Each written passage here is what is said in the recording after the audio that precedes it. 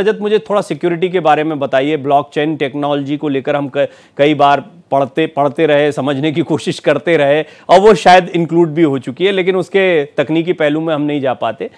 UPI जब आया तो उसमें सुरक्षा या डिजिटल पेमेंट्स की सुरक्षा को लेकर बड़ी चिंताएं रही थी। यूएलआई जब आ रहा है तो हम कितने सक्षम होते जा रहे हैं ओवरऑल कि डिजिटल वर्ल्ड बना दें या डिजिटल इकोनॉमी हम बना दें और सुरक्षित भी रहें?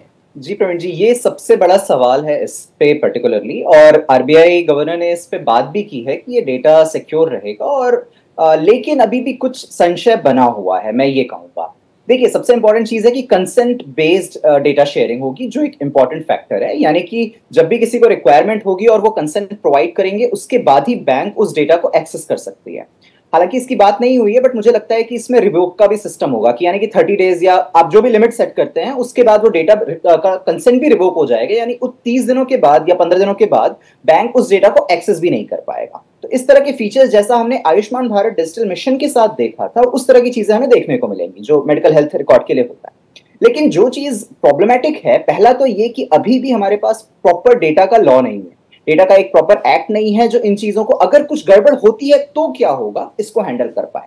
सेकेंड, ब्लॉकचेन डेफिनेटली बहुत इंपॉर्टेंट रहेगा। उससे आप बहुत सारे, उससे डेटा सिक्योरिटी भी होगी और बेटर फास्ट और स्पीडी प्रोसेस भी होगा, वेरी ट्रू। लेकिन ये कि जो जहां डेटा का सोर्स है या जहां डेटा को स्टोर किया जा रहा है वो हैक प्रूफ नहीं, वहां से अभी भी आप डेटा ले सकते हैं। जैसे आधार का डेटा है, आधार का डेटा भी इसी तरह से शेयर होता है कि आप उसे अपना एक्सेस देते हैं, चाहे फिंगरप्रिंट के बेसिस पे दें, नंबर के बेसिस पे दें, ओटीपी के बेसिस पे दें। बट जहां पर डेटा का स्टोरेज है, बिकॉज ये हमने बहुत बार सुना है कि आधार का डेटा चोरी हो गया है, ये प्रॉब्लम खत्म नहीं होगी उसके लिए। और लेकिन मैं ये जरूर कहूंगा कि हम जिस दिशा में अभी मूव कर रहे हैं, हम डेफिनेटली इस चीजों को ज्यादा सिक्योर बनाने की तरफ जा रहे हैं, लेकिन प्रॉब्लम्स अभी भी हैं।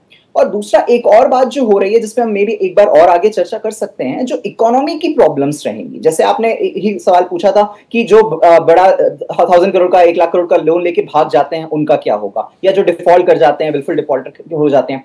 ये यूएलआई उन चीजों को रिजॉल्व नहीं कर सकता है। ये सिर्फ जेन्युइन डिफॉल्टर, जो भी भज्जी भी बात कर रहे थे, उनको असिस्ट करेगा। ये बिल्कुल सही है, उनका काम आसान कर देगा। लेकिन जिनके जहां इकोनॉमी की बेसिक प्रॉब्लम रहेगी, जो सेविंग की प्रॉब्लम्स है, जो क्रेडिट की प्रॉब्लम्स है, या ओवरऑल सेंस में ग्रो करने की प्रॉब्लम्स है, वो यूएलआई के बेसिस पे रिजॉल्व नहीं होती। हाँ, उसके लिए आपको बाकी स्टेप्स लेने पड़ेंगे, जहां पर एक डिजिटलाइजेशन के थ्रू हम एक स्ट्रीमलाइनिंग प्रोसेस का काम